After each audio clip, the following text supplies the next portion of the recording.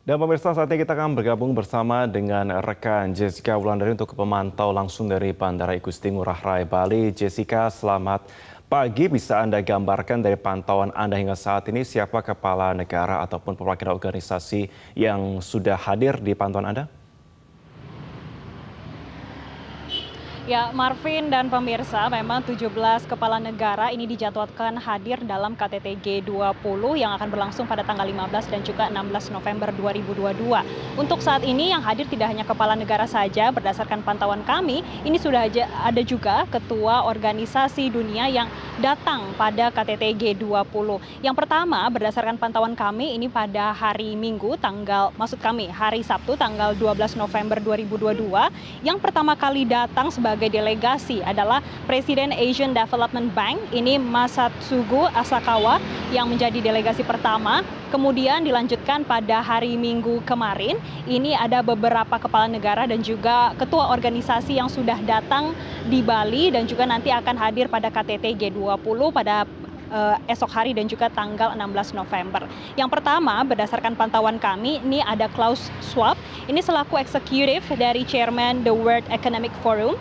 Kemudian ada Gilbert Hungbo, ini selaku Director General International Labour Organization. Kemudian Muhammad Al-Jasser, ini selaku Chairman dari Islamic Development Bank.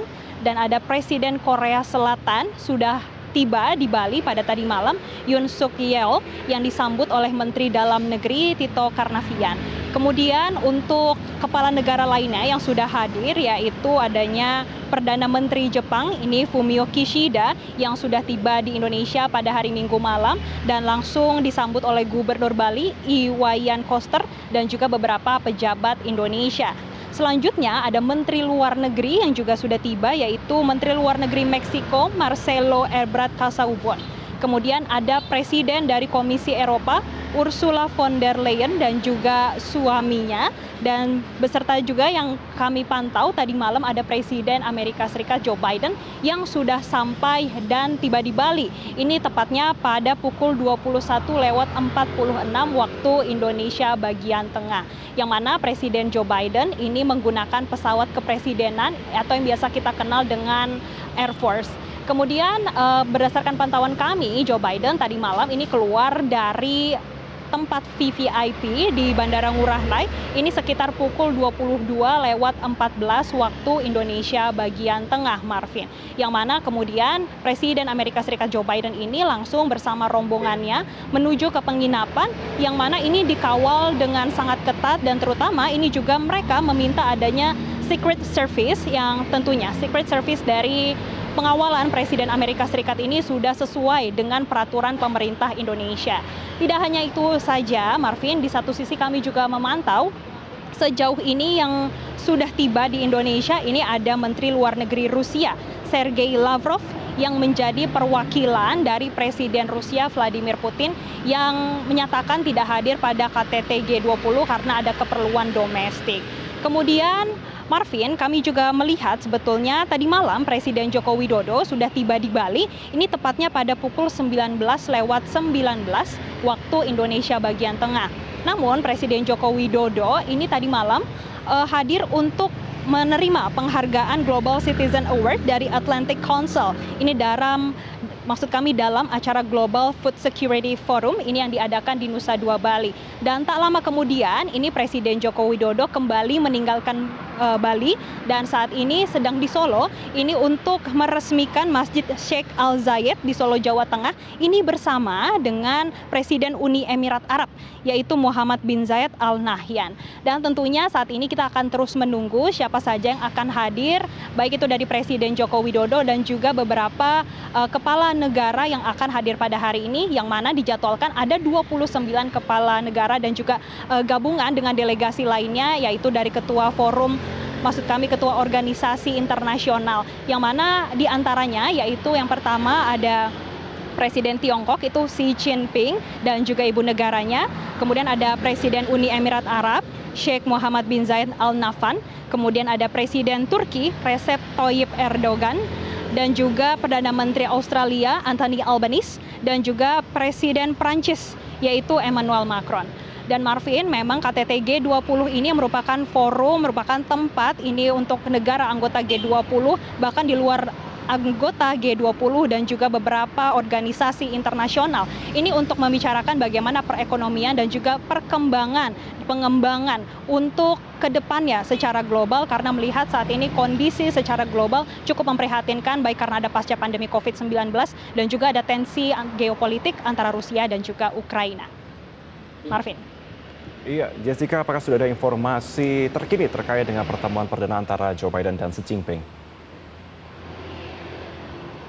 Betul sekali Marvin, menarik sekali memang sebelum adanya KTT G20 yang dilaksanakan pada tanggal 15 dan juga 16 November besok. Hari ini ada beberapa agenda dan yang paling menarik perhatian sebetulnya ini ada agenda terkait pertemuan antara Presiden Amerika Serikat Joe Biden dengan Presiden Tiongkok Xi Jinping, dan ini merupakan pertama kalinya sejak tahun 2021.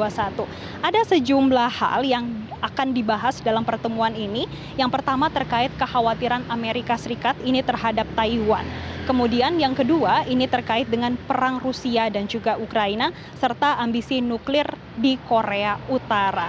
Yang mana Marvin, dengan ada pertemuan ini, pejabat di Amerika Serikat menyampaikan sebetulnya tidak banyak berharap dari pertemuan ini. Karena pertemuan ini hanya menjalin kerjasama ataupun menjalin hubungan komunikasi antar dua negara ini.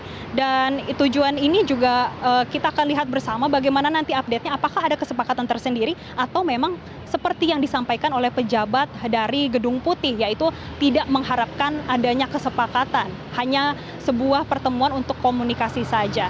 Dan selain itu Marvin, ada agenda lainnya yang menarik, yaitu yang pertama terkait dengan B20 Summit, dan yang kedua ada L20 Employee Summit, dan ada C20 ini terkait financing, kemudian juga ada terkait dengan tax atau tentang pajak, yang mana ini nantinya baik dari B20, C20, L20 ini akan dibahas dan akan memberikan sejumlah rekomendasi. Tentunya rekomendasi ini nanti akan disampaikan pada KTT G20 pada tanggal 15 dan juga 16 November 2022.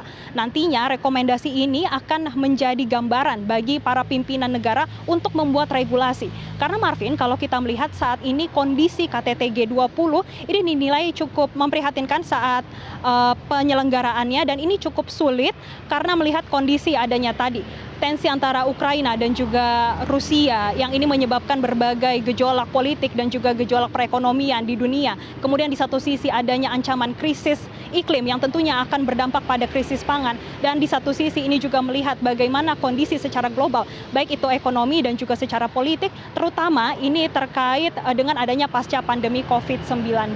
Dan Marvin, memang untuk ditekankan kembali, untuk KTT G20 ini bukan merupakan forum politik. Ini untuk membahas bagaimana perekonomian secara global dan juga bagaimana pengembangan ke depannya terkait dengan peraturan dan regulasi secara global. Demikian Marvin.